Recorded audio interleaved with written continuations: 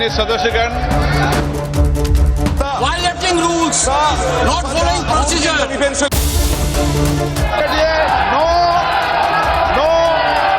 நாடாளுமன்ற அவையை நடத்த விடாமல் நாள் முழுவதும் எதிர்க்கட்சிகள் அமளியில் ஈடுபட்ட காட்சிகள் தான் இவை.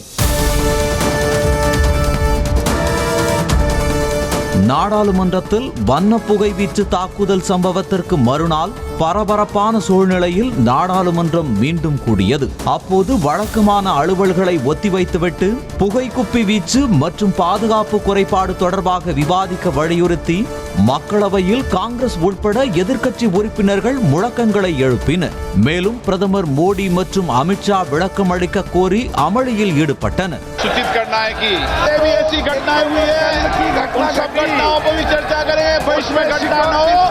அமளியில் ஈடுபட்ட எதிர்க்கட்சி எம்பிக்கள் மக்களவை பாதுகாப்பு குளறுபடி விவகாரத்திற்கு பொறுப்பேற்று மத்திய உள்துறை அமைச்சர் அமித்ஷா பதவி விலக வேண்டும் என வலியுறுத்தினர்.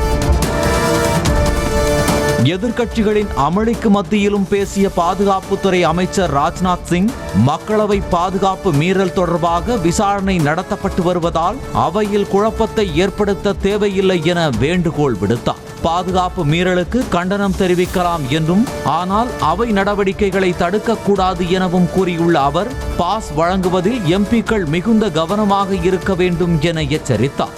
मैं समझता हूं कि इस प्रकार से इस संसद के अंदर अराजक स्थिति पैदा करने का कोई औचित्य नहीं है. ராஜ்நாத் சிங்கின் வேண்டுகோளை ஏற்காமல் எதிர்க்கட்சி உறுப்பினர்கள் தொடர்ந்து அமளியில் ஈடுபட்டதால் பிற்பகல் 2 மணி வரை மக்களவை ஒத்திவைக்கப்பட்டது. सदन की कार्रवाई 2 बजे तक के लिए स्थगित की जाती है.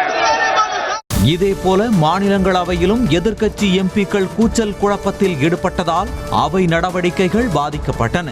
குறிப்பாக Trinamool Congress MP Derek O'Brien உட்பட பல எம்பிக்கள் அமளியில் ஈடுபட ஒரு கட்டத்தில் அவைத் தலைவர் இருக்கை அருகே எழுந்து சென்ற ஓபிரையன் பாதுகாப்பு குறைபாடு குறித்து விவாதிக்க வலியுறுத்தினார். அவருடன் மற்ற எம்பிக்களும் சேர்ந்து முழக்கமிட்டதால் ஆவேசமாக காணப்பட்ட மாநிலங்களவை தலைவர் ஜெகதீப் தன்கர் உடனடியாக அவையை விட்டு வெளியேறுமாறு டெரிக் ஓபிரையனிடம் கத்தினார். உத்தரவுகளை மதிக்க மாட்டேன் என கூறுவது மோசமான நடவடிக்கை என்றும் வெட்கக்கேடானது எனவும் தெரிவித்த மாநிலங்களவை தலைவர் ஒழுங்கீனமான நடவடிக்கைக்காக அவையை விட்டு வெளியேறுமாறு ஓபிரையனுக்கு உத்தரவிட்டார்.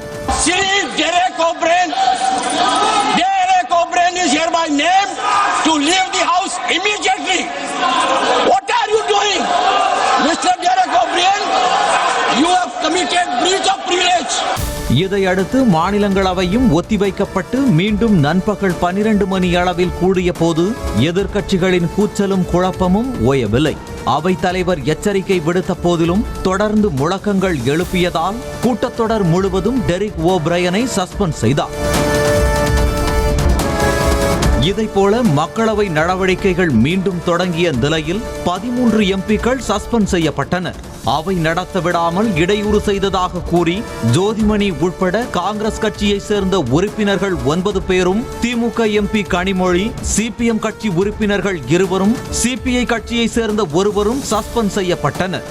இதில் வேடிக்கை என்னவென்றால் அவைக்கே செல்லாத சேலம் எம்பி SR பார்த்திபனும் சஸ்பெண்ட் செய்யப்பட்டார். இந்த விவரம் சுட்டிக்காட்டப்பட்ட பிறகு சஸ்பெண்ட் செய்யப்பட்ட எம்பிக்கள் பட்டியலில் இருந்து SR பார்த்திபன் பெயர் நீக்கப்பட்டது. இதனிடையே சஸ்பெண்ட் உத்தரவுக்கு எதிராக திமுக எம்பி கனிமொழி உள்ளிட்டோர் நாடாளுமன்றத்திற்குள் உள்ளிருப்பு போராட்டத்தில் ஈடுபட்டனர்.